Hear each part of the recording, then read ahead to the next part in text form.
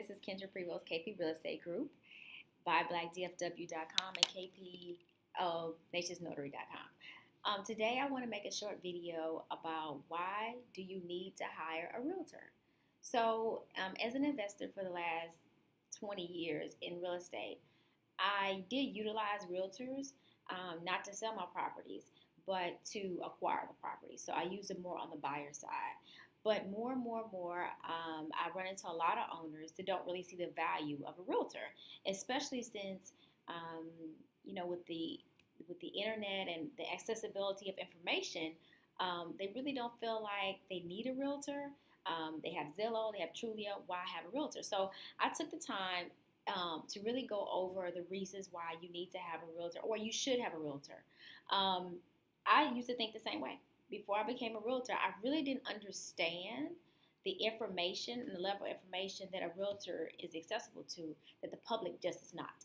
You can get information from Zillow and Trulia, but the information that a realtor has only access to, which is why we pay fees. We pay a realtor fee in Texas and Dallas, for example. I pay $1,000 a year to have my license, just to have my license.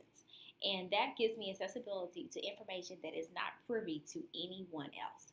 So I want to go over at least 5 reasons why you should utilize a realtor. The first one is education. We have had to take a test. We have a substantial amount of training. And I personally, as a realtor, have gone above and beyond. And I take a lot of outside coursework with my business. I take my business very seriously. So I'm continually in class. They might have classes on latest social media networking, about the investor market right now. I really make a point to stay current, which is an advantage over selling a house yourself. Because a lot of times you don't have time to go visit several properties during the day to kind of see what the market is like, how long properties are staying on the market, and what the inventory looks like, because that's important to me too. I need to know what the competition is in a particular area that I'm targeting or I might have a sale at. The second thing that you need to think about as far as hiring a realtor, and reason why it's important, is that we guide you with the price. I'm working with a couple of investors right now, and they call me first to get their deals because I can give them good comps. You might think you know how much you're going to sell a house for, but you really don't know. A lot of times I see, and I target for sale by owners, and a lot of them are investors. And I go on the internet and I see the prices they listed their house at, and I'm saying it's way above price. And the reason why they listed the price is not because necessarily they're greedy, it's just that all the money they put into the house. But if you would have had a realtor at the very beginning pricing the property for you and tell you, hey, you can't put more than this amount of money in this property because it's not going to sell for this or that, you wouldn't get stuck with a lot of these flips that they can't sell, or they end up losing money, because it's a very fine line between making money and losing a lot of money. And just because you buy a house for cheap doesn't mean you're going to sell it, because a lot of other things that play in a part in selling a house, as far as your appraisal. A lot of investors forget about the appraisal.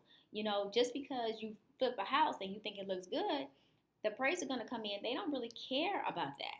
They care about the market. What are the houses selling for in this area?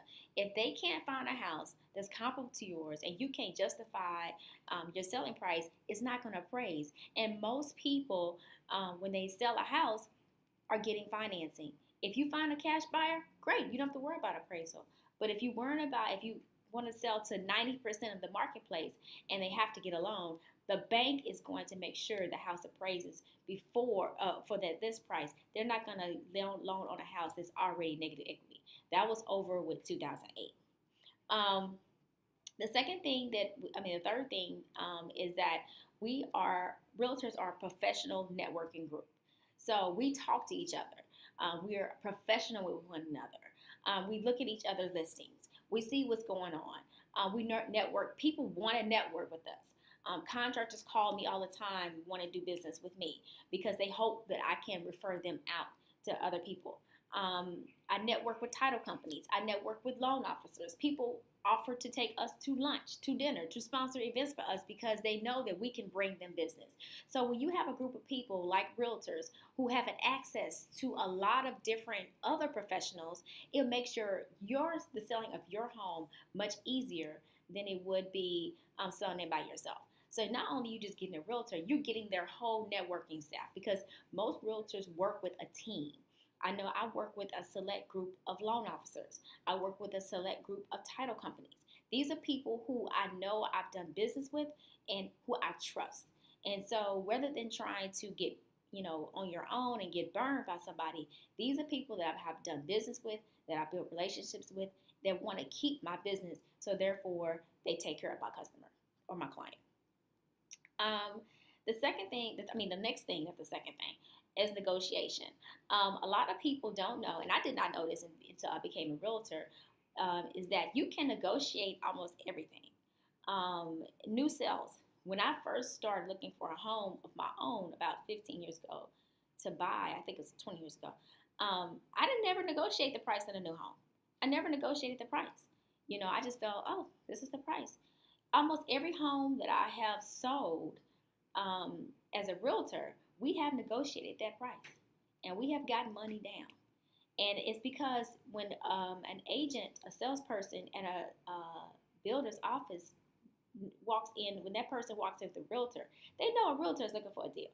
We're looking for a deal for our clients. So very rarely do we pay this price or base price, and that's it for a new home. They're willing to work a deal some kind of way, either it's through upgrades, through closing costs, or something. I get a substantial deal, whereas before, as a realtor, I did not. As a regular client, a regular customer, nobody ever offered me a deal.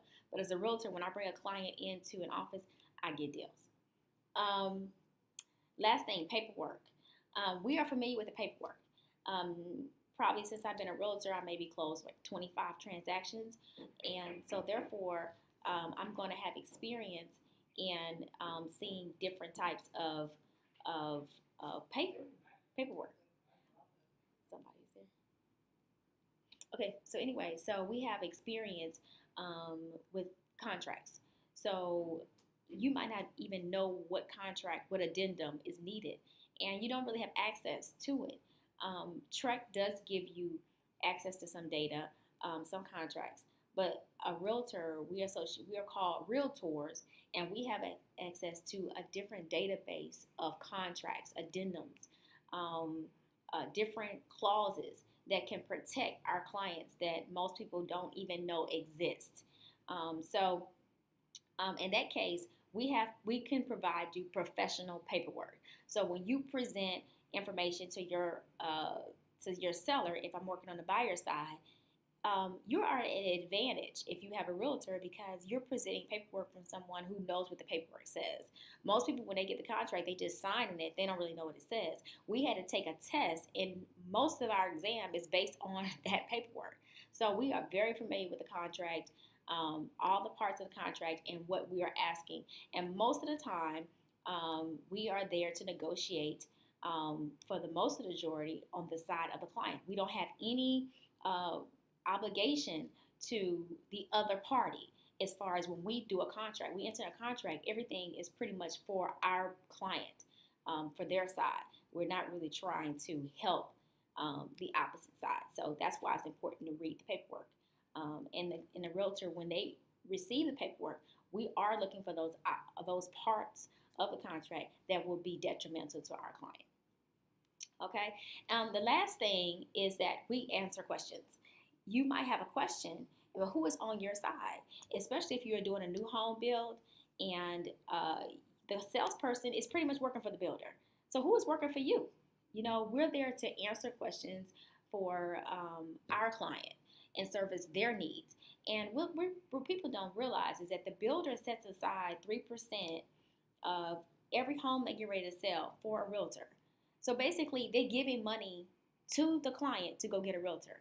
If you don't get that money, believe me, they don't give it back to you. Actually, it's against the law. they can't give that money back to you. So when a builder tells you, "Oh, we're going to give you the 3%," that's not true. They cannot give you a realtor's commission. That's actually not true. It's not legal. So what that money does is go back into their fund. So basically, you helping the builder get richer off you. So it doesn't benefit you not to use a realtor, even in a new home build, because the money is just going to go back to the realtor. Um, and the salesperson is just a salesperson. They're not there to help you. They're there to help the builder. So don't think that they are doing things for your benefit. Yes, they want the transaction to go smooth because they want to close because they want commission, but they're not looking out for your best interest. They're always looking out for the people that pay them, which is the builder. So bottom line, um, there has been so many. Every year, the National Association of Realtors puts out um, a sheet and a stat sheet, and it tells exactly who is using realtors, who's not. 90, I think 85 to 90% of all homes in the whole United States are sold by realtors. So if you're selling outside of that, you're only in 10% of the market. And also, realtors sell houses faster and sell houses with higher purchase price on average than for sale by owners. For sale by owners or people who sell on their own sell about 10% less than a realtor. So people might say, "Oh, I don't want to pay a realtor commission," but most of the time they end up selling their home for less than the amount of money they would, even if they would have hired a realtor. So they're negative 4%. If you take 6% commission and then they still sell it for 4%, 6% commission, and they still sell it for 4% less than that, that means they're negative 4%. So it doesn't really, you're not really saving money in the long run by not hiring a realtor. So I hope I did not